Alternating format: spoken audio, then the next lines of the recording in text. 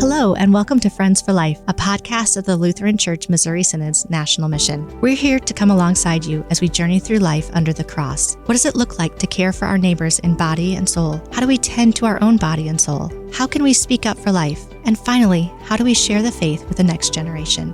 Join us as we have these conversations and learn together. We hope you'll stick around and be our friends for life. Thanks so much for joining us. I'm your host, Steph Nuggebauer. Here with my guests, Pastor Krenz and Amanda Douglas. We'll be talking about the need for the church to care not only for these children in the foster care system, but also to care for their biological parents. Pastor and Amanda, welcome. Would you please introduce yourselves to our listeners? Yeah, I'm Pastor Krenz. I'm happy to be here today. I'm serve at St. Paul's Lutheran in Columbia, Illinois, which is right across from St. Louis. So we're basically almost a suburb of St. Louis. I've been here a little over 6 years. I've been in the ministry about 30 years. And I'm very excited to be part of this particular ministry. Amanda Douglas came to me, and she'll clarify the exact dates, I think 3 or 4 years ago, concerning this possibility. And I'm happy to be part of it. My wife, Lisa, works for Concordia Publishing House, and I have 2 children myself. They're grown. One lives in Hickory, North Carolina, and the other lives in the Denver area, Colorado, Lone Tree, Colorado. So very, very excited about this ministry and excited to work with Amanda and others who are part of this. My name is Amanda Douglas, and I am a mother of 7, a wife to my husband, and I am the founder and president of Eve's Restoration Ministries. And I grew up in St. Louis and moved to Illinois about 4 years ago, right near the church in East Carondelet, Illinois. And I'm really excited about the progress we've made so far and where we're going with this ministry. And it's just been a really exciting experience. Wonderful. Well, I can't wait to get into the vision for Eve's Restoration Home. But first, I wanted to hopefully lay the groundwork, the foundation for why Christians should be invested in caring for these families, caring for these children in the foster care system. Pastor, maybe you could help us out in answering the question of how is foster care specifically a life issue? We often deal with life issues, which is a range and span of issues on our podcast, Friends for Life. And I'd like to know specifically how this falls into that kind of category. Yeah, so life issues are about caring for our neighbor, and especially we are called to care for the least among us. And with the family as the foundation of virtually everything in life, if you want to deal with the issues at hand in our society, one of the best things we can do is raise our families and raise them in a safe and good environment. In the foster care system, a lot of these children are going to continue to go out and whether they're be reunited with their parents.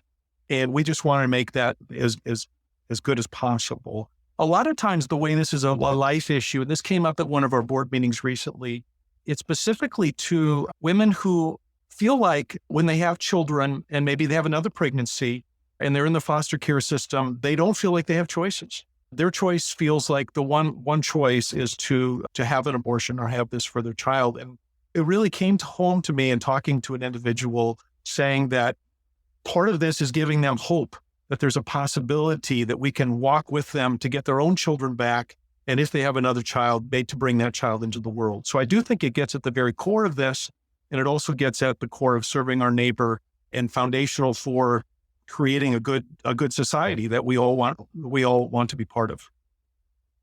So we've talked about this in other podcast episodes, but the goal ultimately of the foster care system is reunification, so reuniting children with their biological parents. How does Christian involvement in this system and then in this end goal relate to our Christian understanding of God's plan for the family?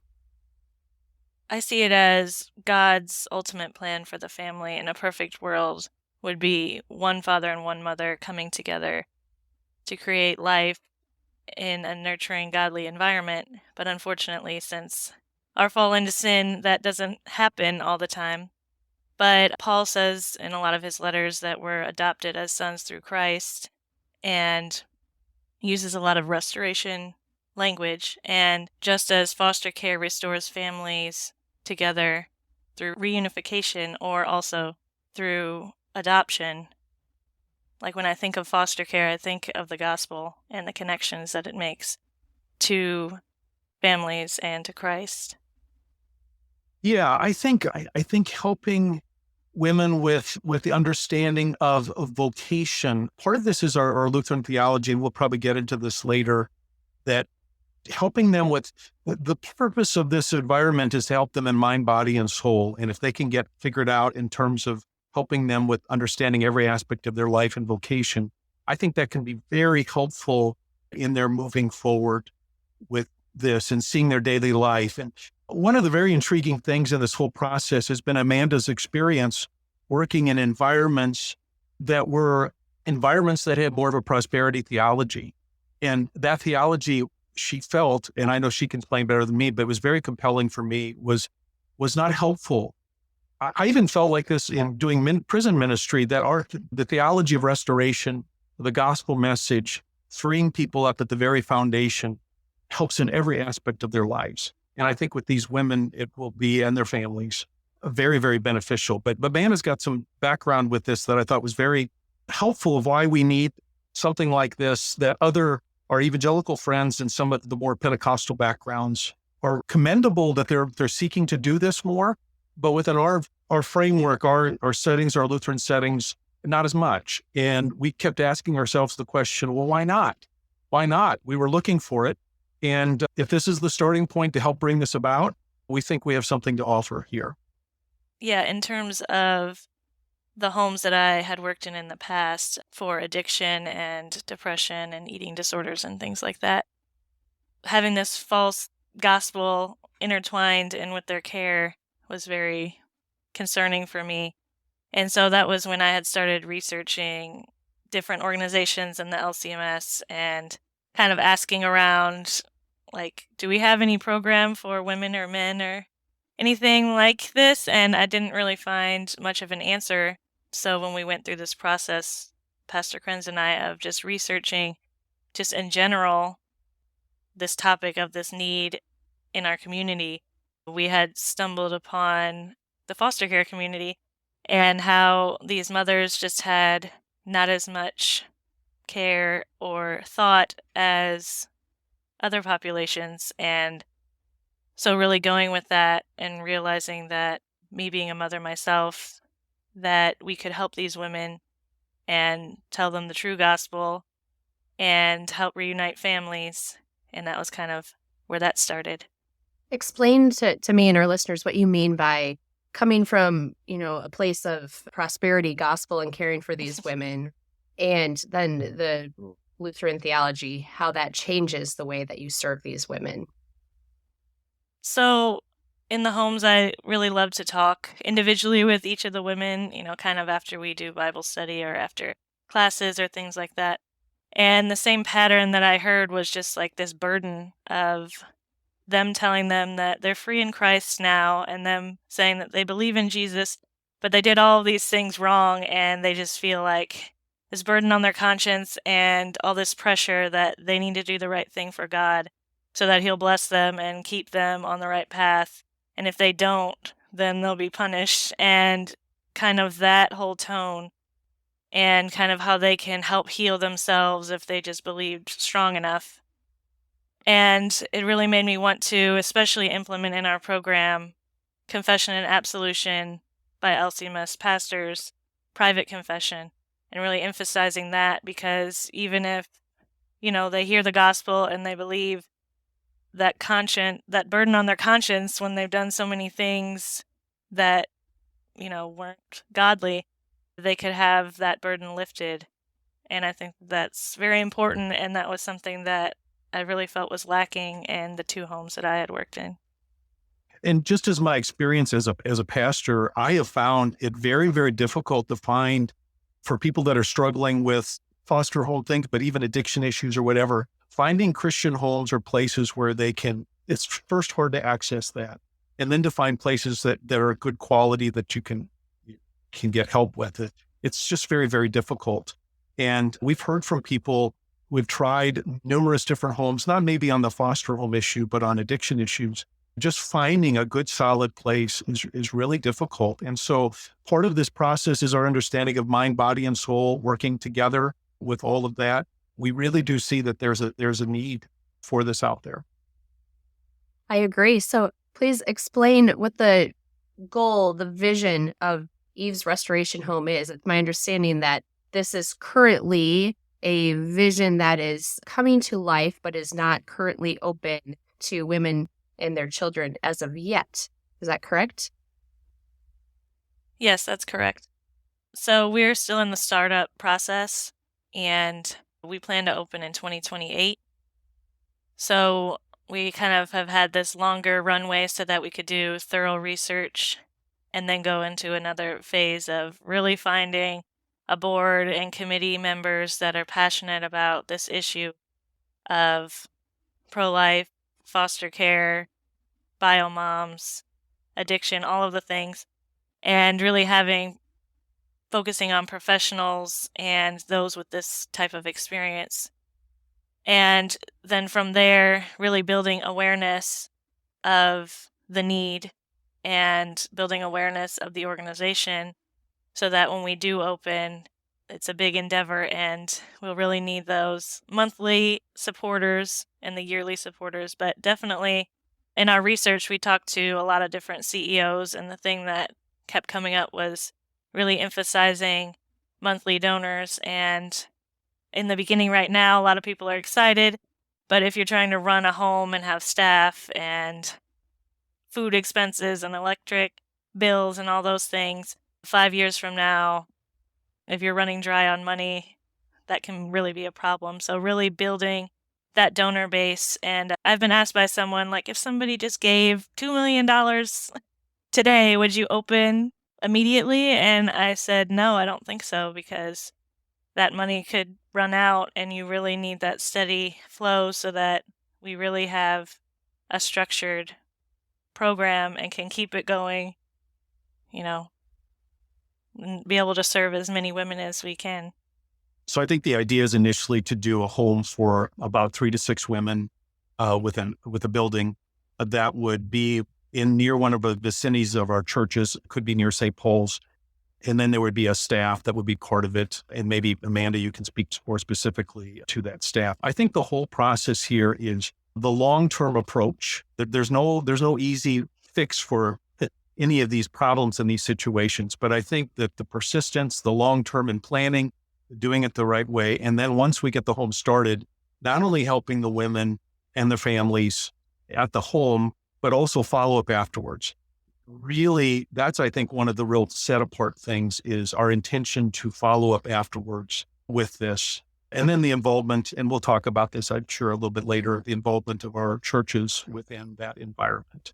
So just adding a few things to what Amanda said. Thanks. So if I can, let's back up a little bit. We have had episodes that kind of explain how families enter the foster care system, how children are temporarily removed from their parents, and the goal being to reunite them after their parents have met certain criteria or goals set for them by the court. But help me understand, we have 3 to 6 potentially moms whose children have been removed from them to be placed in the foster care system, or do they come into this home with their children? How do they get to enter your home? Yes, so our plan is to have mothers who their children are in foster care, so there wouldn't be any children in the home, so that we can really help them with their issues, because on a lot of their goals and checklists, they may have like a rehab program and that they have to attend. So our plan is to have the program be between 3 and 12 months, depending on their needs.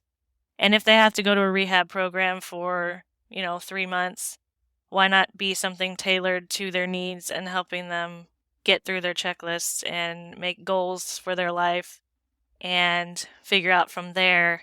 And if they need a little extra care in finding housing and jobs, then they would stay for 12 months.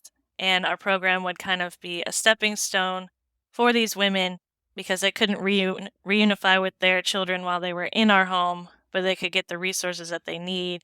And so when they jump into their own place, they can have a safe environment for their child, and we can come alongside them in the process all the way through after they leave our home with the aftercare to prevent reentry and to kind of help them fully reunify. So this is not a replacement for the rehab programs that they would need to enter or necessarily any way to address why their children were taken from them. Is that correct? So we're still working on program details, but the programs that I worked in were similar to kind of like what we would set up. So if we get to partner with the courts and they say that they can come to our program and that would be part of their checklist, then that would be a goal of ours to do so that it's helping them with their checklist while they're in our home and in our care. And so it would be an environment after their detox because these are kind of like transitional homes to break habits. And so when they go into like a detox program, then they're fully off of whatever substances they're on, and then they can come into the home and learn new habits and kind of be in a bubble environment for a few months in order to work through some of their issues. But since not all mothers might not have that issue, it could be a range of issues.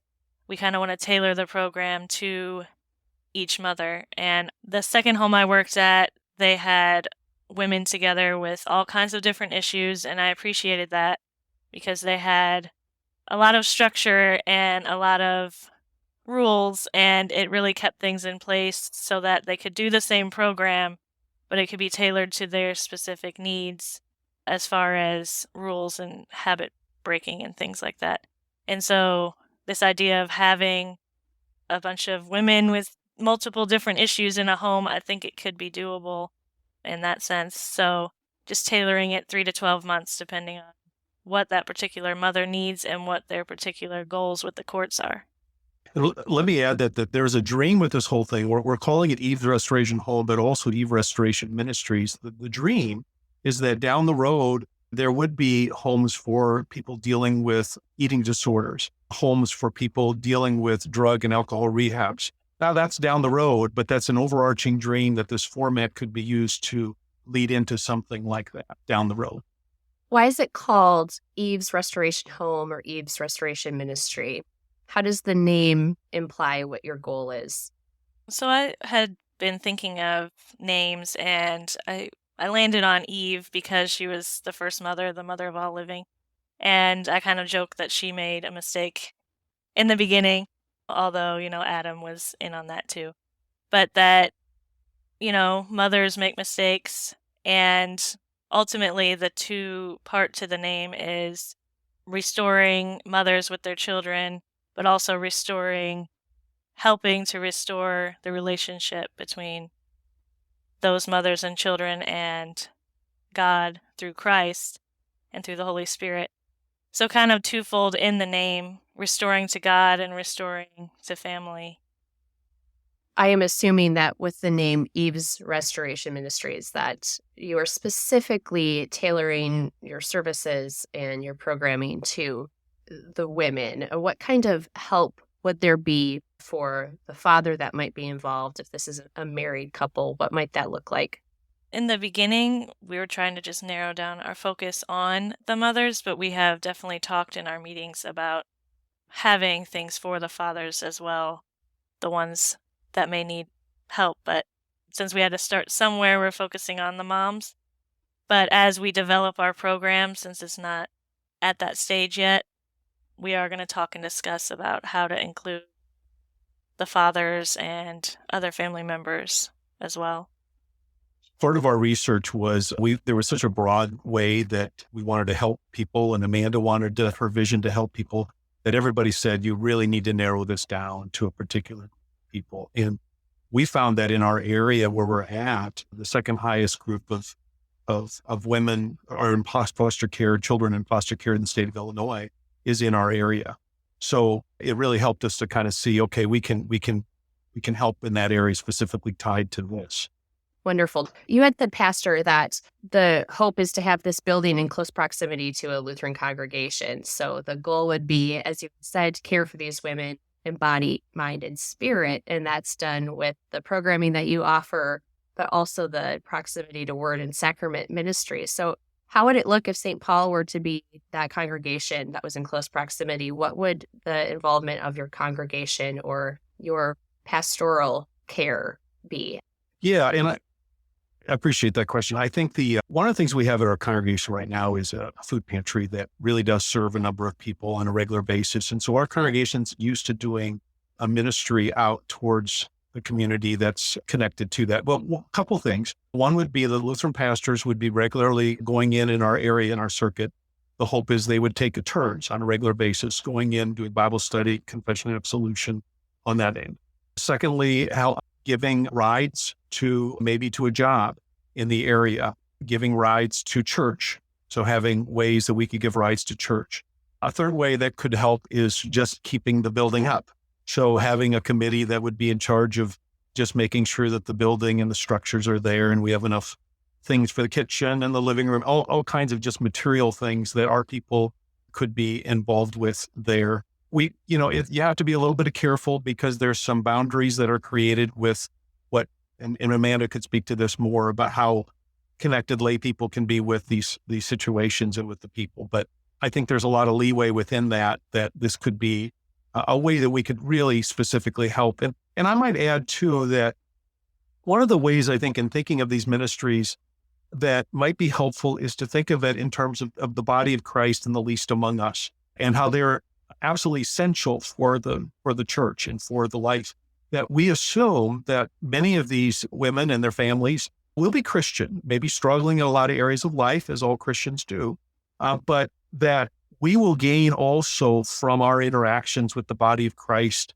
And that when Paul writes about the least being the most significant, taking it from that approach as opposed to this idea that, we're standing up high and we're doing a great things, pat us on the back type of thing, but that we will learn and grow also from their life and their faith and work in that setting. So just an extra thought there.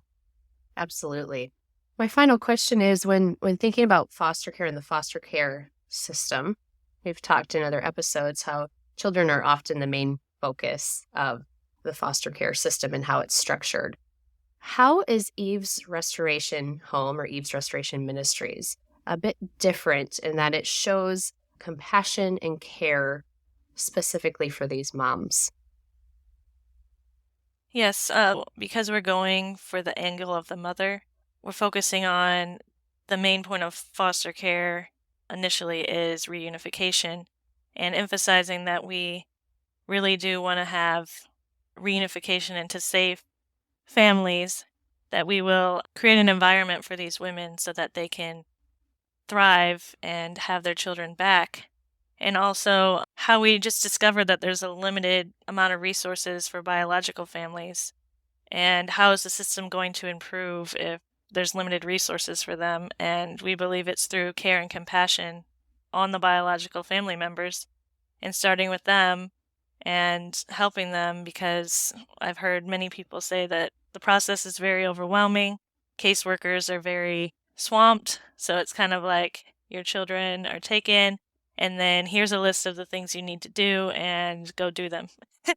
And so if you don't have the support or the structure or those kinds of things, how really are you going to cope, or how are you really going to help in restoring these families? So we think that children deserve a safe and nurturing home, and if it can be with their biological family members, studies have shown that that's the best place for them.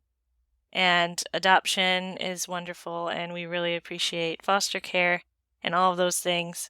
But until I went through this process of research, I never really thought about the mothers because I hadn't really heard much about it, because I've donated to foster affiliate organizations and just heard about foster care and foster children and foster parents and all that. And then not until this process, I thought, where did the children come from? Like, I never really thought about that. And then once you really dig into it, it's like, wow, they really need some help here. So that's our goal with this ministry, is to really help them and then help them reunite with their children. So if I'm sitting here in Paragould, Arkansas, Northeast Arkansas, and I'm not really in proximity to where Eve's Restoration Home will be, I'm listening and I'm thinking, this is a wonderful vision, a wonderful idea. I'd love to be able to serve and partake in some way. How could listeners pour into this ministry or care in their local areas for these mothers? What are some ideas that you might have? Because unfortunately, we don't have 2 Eve's Restoration homes. We don't have an Eve's Restoration home in each state, of course. So how can our listeners be involved? Yeah, so our board has been brainstorming a lot of different ideas for how people can be involved. But of course, through prayer and then monthly support and really building awareness. And the more that we get the word out there about it, the more funding we can get in the future and the more it can expand. And so we've also thought about different ways that different groups could probably get involved as we get closer to opening. But as far as now, we have on our website, we have ways to sign up for our contact lists and be updated on our ministry and those kinds of things. So at this point, since we're still a startup, funding is a big thing, and prayer and just awareness and getting the word out is the best way to help now. But there'll definitely be a lot of ways in the future. I think if people don't want to give it specifically to this organization or it seems so far away, and I do think one thing we want to do is make sure that it's for people. It may not just be people in the metro area, St. Louis area and so forth. It might be from all over. That's the kind of sense. But, part of it is just an awareness of this is a system that's just overwhelmed. It's swamped. And we haven't talked about this much, Amanda, but I'm sure if there are ways to help within your communities of just being aware. There's all these groups of people that we just don't see because we don't encounter them on a daily basis. I was absolutely stunned at how many in our little area are in foster care and dealing with this situation from both mothers and children. And so if this can cause an awareness in your own community of how prominent this is and how overwhelmed some of the people in this industry are, not industry, a better term than that, but how overwhelmed they are in working in social work for them. And there's got to be places of way we can help on individually for these families. So if it brings that awareness and it helps you serve your neighbor where you're at, God bless you. Thank you. So how can our listeners follow along on this journey with you as you start up Eve's Restoration? Where can they find more information? So we have a website, evesrestorationministries.org.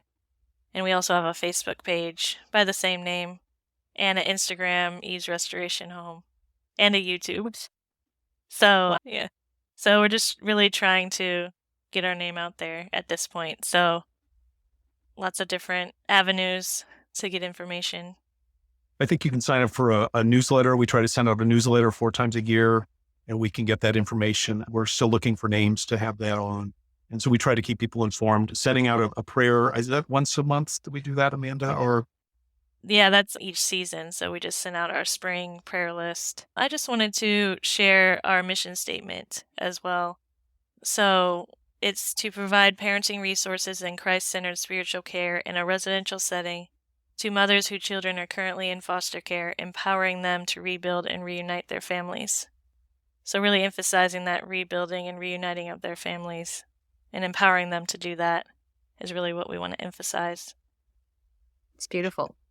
And I'll just say one thing. I think the caring for children in schools obviously tugs at heartstrings for people. Sometimes it's more challenging to care for people who've made mistakes in raising their own families. Why should we help them? We're trying to go into this with eyes wide open that this is a kind of a more challenging type ministry to give to, because the success rate and the results are not as visible as if you're helping children and you start a school or that type of thing. So, but that's all the more reason I think to be of help there. But we know it's a challenge, a big challenge. set before us. But our Lord can work with it, and he's been part of the whole process. So Yes, and I think that sometimes people forget that children grow up, and if they fell through the cracks, unfortunately, as a child, they grow up to be adults, and it's important to try to help them as well. And many people will be surprised with how similar they are to each of us, that, they're just people. They're just mothers, they're just addicts or prison inmates, whoever they are. It's interesting to see how they are very similar to each of us, and that they deserve the same care and compassion as, the baby in the womb or the grandmother with dementia. So, Yes, well, you summarized really the Christian vocation in caring for all neighbors, and the spectrum of life issues are not confined to life in the womb, but we also care for these mothers who are often unseen in the hardships that they face, but also very much needed to receive care and mercy from the church, the local church. Thank you. Thank you so much for being my guests, Pastor and Amanda. It was a pleasure. happy to be here. Thanks for having us. yes, thanks for having us. And thanks to our listeners for tuning in. If you liked what you heard, please leave us a review, and don't forget to click the follow or subscribe button so you don't miss out on upcoming episodes. You can find us on Facebook and Instagram at LCMS Life. And finally, listeners, we want to hear from you. Do you have an idea about a guest you'd like to hear from or a topic you want talked about? Email us at friendsforlife@lcms.org. We want to hear from you about what you want to hear about when it comes to issues of life. Thanks for joining us. Friends for Life is a podcast that discusses the life God has given and the people He has called you to serve, right where you are in God's mission.